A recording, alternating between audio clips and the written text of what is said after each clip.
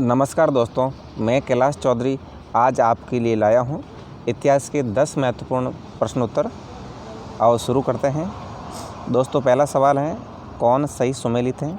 हमें 4 ऑप्शन दिए गए हैं और उनमें से सही सुमेलित है बताना है। अवंती कौन था दोस्तों? हर्षवर्धन का प्रधानमंत्री। जो हर्षवर्धन हुए हैं थानेश्वर, अभी वर्तमान में हरियाणा में हुए, यहाँ के शासक थे। तो इनका प्रधानमंत्री कौन था? अवंती था। तो दोस्तों ये करेक्ट है, सही है। और सिंहनाद कौन था? जो महासेनापति था, ये भी हर्षवर्धन का था, ये भी सही है। और उसी के साथ अगला है कुंतल। कुंतल कौन था दोस्तों? सेनापति। और सेनापति कौन से? अश्वसेना के, जो घोड़ों की सेना थी, इनके सेनापति थे। तो दोस्तों तीसरा भी सही है। तो करेक्ट आंसर क्या है? डी है, उपयुक्त सभी। तो तीनों सही है। अवंती हर्षवर्धन का प्रधानमंत्री, सिंहनाद महासेनापति और कुंतल सेनापति अश्वसेना। नेक्स्ट है दोस्तों, किसका कथन है भारत के लोग गर्म मिजाज के हैं और उन्हें जल्दी गुस्सा आता है परंतु ईमानदार होते हैं और भारतीय हैं, स्वच्छता के प्रेमी हैं? तो दोस्तों ये कोटेशन किस विद्वान का है? मैगस्थनीज, फायान। मैगस्थनीज दोस्तों सबसे पहले भारत में आए थे। मैगस्थनीज, फायान भी चीनी यात्री थे और ह्वेनसांग ये भी चीनी यात्री थे, हर्षवर्धन के समय आए थे। ये किसके समय आए थे दोस्तों? ह्वेनसांग हर्षवर्धन के समय। और इसिंग भी दोस्तों चीनी यात्री थे। तो सही आंसर है ह्वेनसांग। और इनका कथन था कि भारत के लोग गर्म मिजाज के हैं और उन्हें जल्दी गुस्सा आता है परंतु ईमानदार होते हैं। नेक्स्ट प्रश्न है दोस्तों, अग्रहार का क्या अर्थ है? तो अग्रहार दोस्तों आपने काफ़ी पढ़ा होगा। तो अग्रहार दोस्तों ब्राह्मणों के संदर्भ में आता है। तो सही आंसर है ब्राह्मणों को दिया जाने वाला कर मुक्त भूमि अनुदान। तो दोस्तों जो राजा लोग होते थे, जो ब्राह्मणों का बहुत सम्मान करते थे और ब्राह्मणों को जो भूमि है जो टैक्स फ्री देते थे, उन्हें कहते थे अग्रहार। उसके बाद में है घटी यंत्र या तुला यंत्र का प्रयोग किस लिए होता था दोस्तों? जो घटी यंत्र कहते हैं या तुला यंत्र है, तो इसका प्रयोग होता था खेत की सिंचाई करने के लिए। और घटी और तुला से खेत की सिंचाई करते थे। तो हमारा बी सही है। नेक्स्ट प्रश्न है दोस्तों, दक्षिणी भारत के संदर्भ में एरी पत्ती का अर्थ है। तो दोस्तों एरी पत्ती किसे कहते थे? ये दक्षिणी भारत के संदर्भ में है। तो एरी पत्ती जो चारागाह की भूमि होती थी, तो जिस भूमि पर जो पशुओं को चरा सकते थे, उन्हें एरी पत्ती कहते थे। जलाशय भूमि गलत है, जंगली भूमि गलत है। और हर्षवर्धन के समय भू राजस्व की सीमा कितनी थी?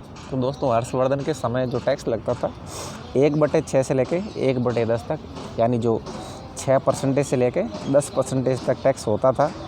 अलग अलग समय और अलग अलग प्रांतों में अलग अलग होता था। मौखरी शासकों की राजधानी क्या थी? तो दोस्तों जो मौखरी शासक हुए हैं, तो मौखरी शासकों को किसने हराया था? हर्षवर्धन ने हराया था। हर्षवर्धन खुद था थानेश्वर का। मौखरी थे कन्नौज के। अभी कन्नौज कहाँ वर्तमान में? वर्तमान में यूपी में है। और इन्होंने मौखरियों को हराया था सबसे पहले। तो इसलिए दोस्तों मौखरी प्रसिद्ध है। शासकों की राजधानी कन्नौज में थी। नेक्स्ट प्रश्न है दोस्तों, सीयू की नामक यात्रा विवरण निम्नलिखित में से किससे जुड़ा है? एक दोस्तों सीयू की नामक ग्रंथ लिखा है, किस यात्री ने लिखा है? तो सीयू की लिखा है ह्वेनसांग ने। तो ह्वेनसांग ने क्या लिखा है? सीयू की अल-बरूनी, ये हमारे महमूद गजनवी हुए हैं, उनके समय भारत आए थे।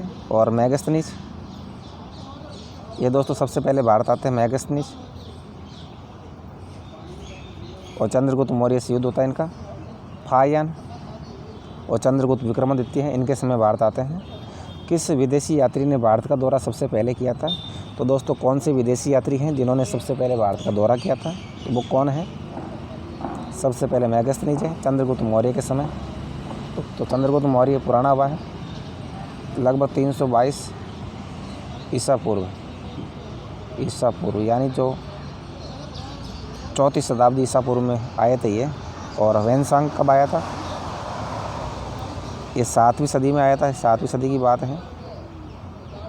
और फायान चंद्रगुप्त विक्रमादित्य यानी गुप्त शासक, तो ये थे हमारे करीबन 4वीं सदी की बात है ये।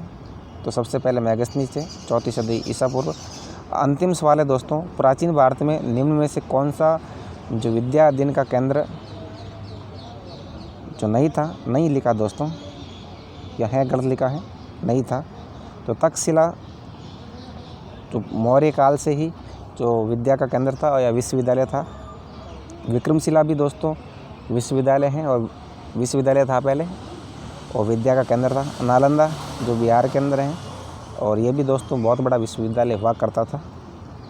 कौशाम्बी, लेकिन दोस्तों जो कौशाम्बी है डी, कौशाम्बी में कोई भी विद्या का केंद्र नहीं था, तो हमारा करेक्ट आंसर डी होगा। तो दोस्तों इसी के साथ हमारी ये 10 प्रश्नोत्तर की सीरीज़ पूरी होती है।